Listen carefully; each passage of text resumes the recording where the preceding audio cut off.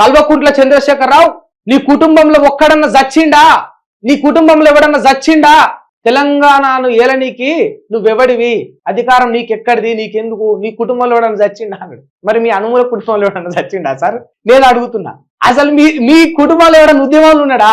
మీ 7 అన్నదమ్ములో ఎవడన్నా చచ్చిండా? లేదు కదా మాట. ఇప్పుడు వాళ్ళ కుటుంబంలో ఎవరు చావలేదు, వాళ్ళు ఎట్లా వెళ్తారంటే మరి నీ కుటుంబంలో ఎవరు చచ్చిండు? నువ్వేం వెళ్తా ఉన్నావు? నువ్వేం పాలిస్తా ఉన్నావు? చెప్పు, దీనికి సమాధానం చెప్పు సమాధానం చెప్పు. ఇక్కడ అంటే నేను కేసీఆర్ కు సపోర్ట్ గానో లేకపోతే ఇంకోలాగా చెప్పట్లేదు మాట. నేను రేవంత్ రెడ్డి గారిని అడుగుతున్నా.